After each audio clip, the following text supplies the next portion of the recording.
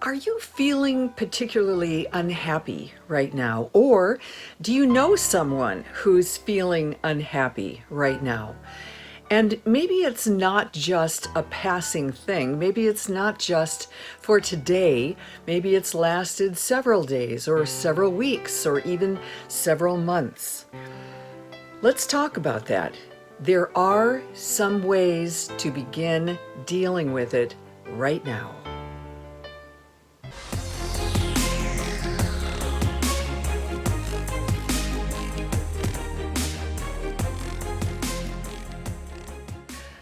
I'm Liah Kraft-Kristaine, and I have most certainly dealt with depression in my life.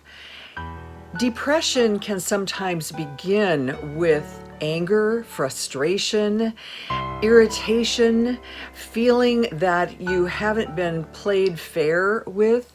There's all kinds of reasons about where it can begin. Now, here, right now, I'm not talking about the kind of mental discomfort that can occur from PTSD or other major kinds of injuries that can occur from war or other kinds of deployment, for example, in another country, or even here in the United States. But what I am talking about is the kind of feeling that occurs when you feel wronged, or that when there's too much stress piling up, one thing after another. Some things you have control over, some you do not.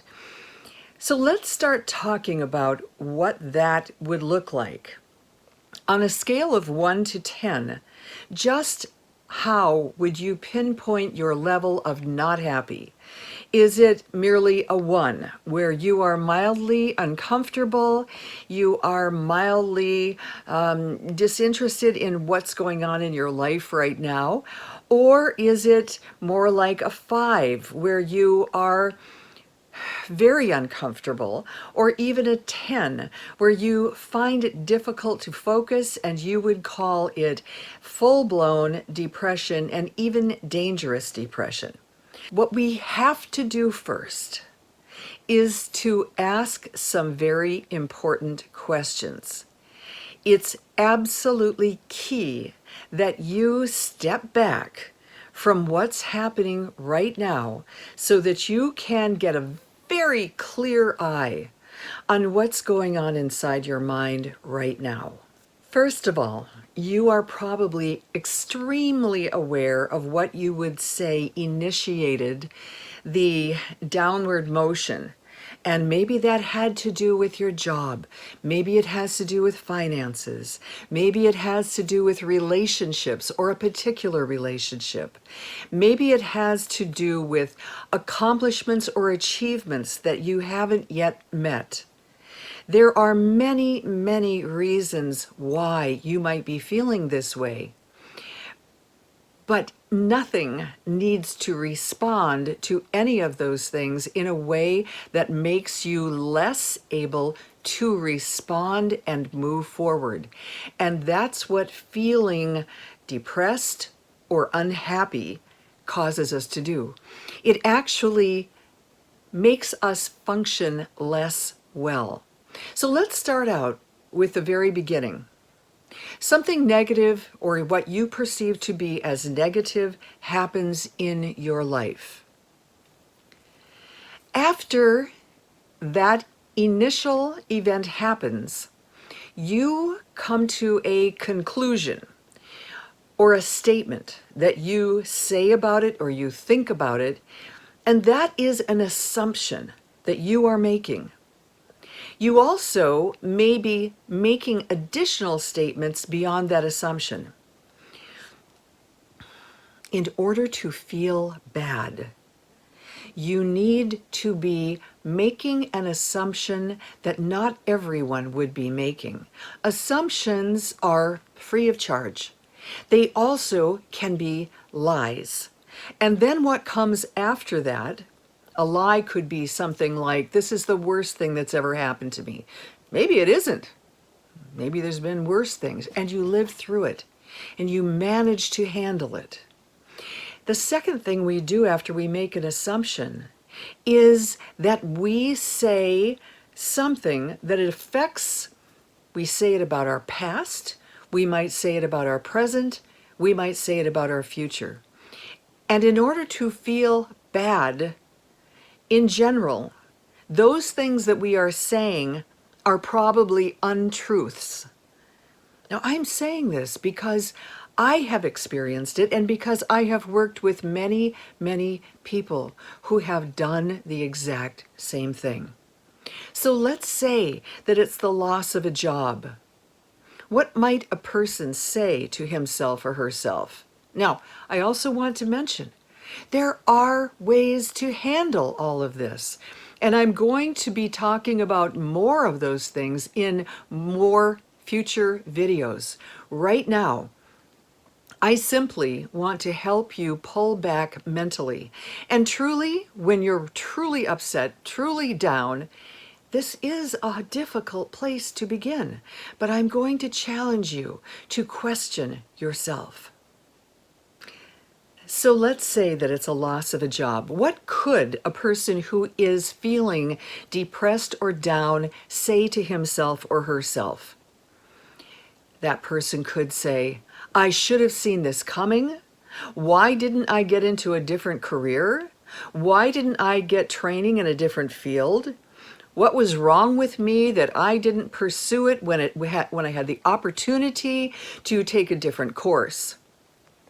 Maybe a person could also say, how could I be so stupid? I am such an idiot. I am such a... I don't think as clearly as I should. There's something really wrong with me. And we can say something about the future. We could say, I'll never get a better job than that. I don't know how I'm going to ever find another job. I don't know where to go from here. When in fact, none of those things are true. None of those things are true. We could talk about relationships in similar ways. We could say, I should have seen that in that person. I should have understood what I was getting into 6 years ago. I should have left then. Or I should have seen that coming right now. Or I am no good at relationships. Or I am a real idiot when it comes to being in a partnership. I am so stupid. We can run ourselves down. How is that going to make us feel? Down and down and down. And it's a lie. And we keep telling ourselves a lie.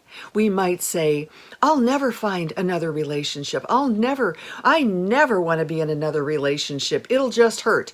I don't want to be disappointed again. You can never trust anybody. I can never trust anybody ever again. The future, turning the future into something that you aren't going to look forward to.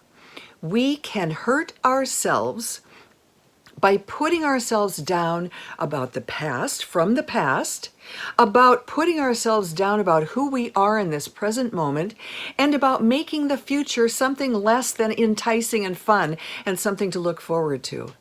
Who wouldn't feel bad with those kinds of statements running around in the brain? You don't have to say them to anyone. The worst part of it is that it's running around right in here, and we can't escape from it unless we slam our fist into our hand and say, stop it, cut it out. And sometimes that is exactly what is necessary. Because we, you, me, him, her, we ourselves are causing the pain, and we can turn it around. We can make it better. I could tell you several other things you could do right now which would probably help you feel better, but that's not the focus of this video. There are other focuses where you can help shake it out of you with even physical activity, running, jumping on a trampoline, jumping rope. There's a lot of ways that we can affect how we feel in our brain, because when we get motion going, we start creating the events in our brain that cause the chemicals to happen that supply our bodies with epinephrine, norepinephrine, serotonin. Those chemicals that are natural and normal that help bring us out of a slump. So I will mention that now, but I'm going to mention it again in another video. But right here and now, understand that we can be our own worst enemies. We can be our own worst friend. We can be our own worst critic. Please stop. You don't need to do that. And the way to pull yourself out of a nosedive is to stop and take a breath. Stop and then decide to say something different to yourself, as well as to ask yourself some questions. But one question that I am going to recommend you never want to ask, we're going to ask journalistic questions. Who, what, where, how. But we're not going to ask why. Why? If you ask yourself a why question when you're feeling bad, it's a let me rub my nose in it until it hurts. Why does this always happen to me? Why didn't I see that coming? Why do these kinds of things happen to me? Why does this keep happening over and over and over in my life? When in fact, none of those things may be true. But what we do when we are down is we lie to ourselves continuously. So stop. Ask some questions that will help you move out of this. I know I have been there a million times. Life happens, and we have to keep pulling ourselves up. Keep pulling ourselves up. Whether this kind of feeling comes from a child who is ODD and constantly going against what you're asking that child to do, whether it's coming from a lost job, whether it's coming from financial insecurity, we have the resources right now to say, I can handle this. And we can ask questions, starting with it, I can figure this out. I can handle this. We can ask who, what, where, how. Who can I talk to about this? What are at least 3 things I can do about this? What can I do? Let me get calm enough so that my brain is working again, and then I can see what I could be doing here. Where should I go in order to help achieve the things I need to do? Do I need to go downtown? Do I need to go to a government office? And another question, the how question. How can I make this happen? How can I do this? How can I begin? Where do I begin? What can I do? Then you can move into the statements that we need to say to ourselves. And no, I don't expect you to say, I'm feeling great, I'm feeling terrific. No. But I do want you to think about saying, how could I react to this if I wanted to preserve myself at the highest level? It's a loss of a job, let's say. How could I react to it? Well, maybe reacting by saying, I could look for another job very soon. I could make a list of friends or people I know who might send me in the right direction. I could do these things. We also can retrain our thoughts. And yes, it takes work. Believe me, I know this. To be able to say, to start what I call the ladder of feeling better, it begins where you say, I have a right. I have a right to feel better. I have a right to feel okay about myself. I have a right to forgive myself. I have a right to get myself up off the floor. I have a right Now, the next step up is to say, I can learn how. I can learn how to feel better right here and now, today. I can learn how to just inch my way up into doing one thing that will help me feel a bit more normal at this moment. I can do one thing. I can learn how to lift up my feelings so that I stop blaming myself and hating myself and undermining myself and doing all of the things to myself that are the worst thing that a best friend would do. I can learn how to be a best friend to myself. I can guide myself into the kinds of thoughts that will give me energy, that will give me momentum, that will lift me up. I can learn how to do that. I may not know right now, but when I say I can learn how to do that, I open my mind just a tiny crack so I can get some new ideas in there. And then we can move up one more when we say, I am becoming a little bit better right now. I am feeling a little bit better right now. I am becoming a little bit more confident that the future will be okay. I am feeling like I can make the future better. I am getting a little bit more energy.